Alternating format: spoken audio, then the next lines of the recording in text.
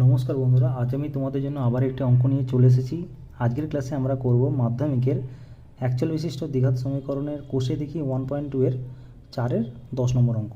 চলো শুরু করা যাক। অঙ্কটা কি বলছে, x/x + 1 + x + 1 divided by x equal to 2^1/12। দেখো কীভাবে সলভ করতে হবে এটা। ধরি x/x + 1 ইকুয়াল টু a। অতএব অঙ্কটা কি দাঁড়াচ্ছে, a plus 1/a equal to 2^1/12। বা এটাকে আমরা কি বলতে পারি, a² + 1 divide by a equal to, এটা 12×24 আর একে 25/12।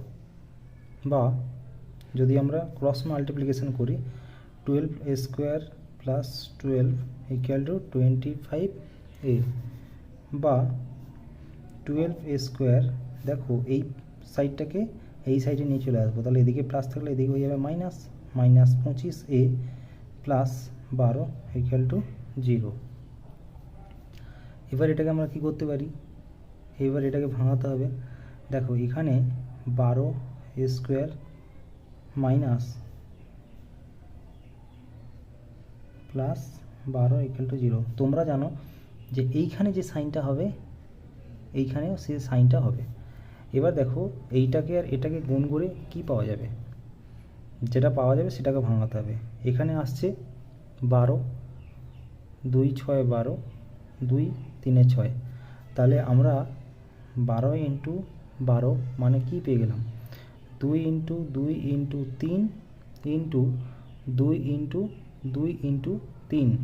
তাহলে এখান থেকে দেখো আমরা কি পেতে পারি, 2 × 2 = 4, 2 × 8, 2 × 16 আর 3 × 3 = 9, অর্থাৎ 16 + 9 যোগ করলে কি আসবে 25। তাহলে এখানে আমরা কি বসাবো, 16 আর এখানে 9।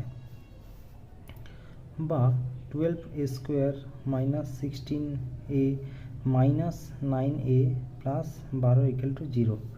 দেখো এইটার এটা থেকে কি কমন নেওয়া যেতে পারে, এখান থেকে আর এখান থেকে কমন নেওয়া যেতে পারে 4a। তাহলে এখানে কি থাকবে, 3a - 4a × 3 মানে 12a²। আর এখানে দেখো 4 কমন নিলে পুরো থেকে 4, আর এই কমন নিলে কিছু থাকে না, এটা থাকে। আবার এই আর এটার মধ্যে কি কমন নেওয়া যেতে পারে, দুটোর মধ্যে কমন নেওয়া যেতে পারে 3। তাহলে 3a - 4 ইকুয়াল টু 0। বা 3a - 4 আর এখানে 4a - 3 equal to 0।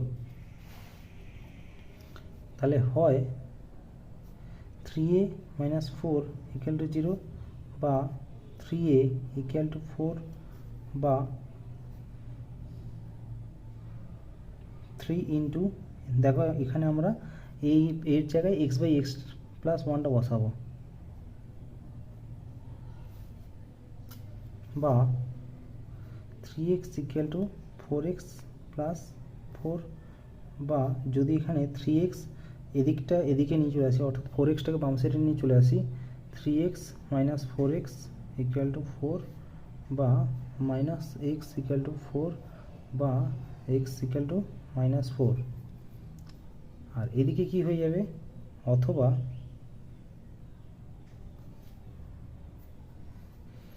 4a - 3 equal to 0, বা 4a ইকুয়াল টু 3, বা 4 × x/x + 1 ইকুয়াল টু 3, বা 4x ইকুয়াল টু 3x + 3, বা 4x - 3x ইকুয়াল টু 3, বা x ইকুয়াল টু 3। তাহলে এখানে কি হবে বন্ধুরা অ্যান্সারটি, অতএব নির্ণেয় সমাধান x ইকুয়াল টু -4, 3। তাহলে বন্ধুরা তোমরা বুঝতে পারলে যে এই অঙ্কের সমাধানটা কীভাবে করতে হবে। ভিডিওটি ভালো লাগলে তোমরা এই ভিডিওটিকে লাইক করে দাও, শেয়ার করে দাও এবং চ্যানেলটিকে সাবস্ক্রাইব করে দাও। ধন্যবাদ।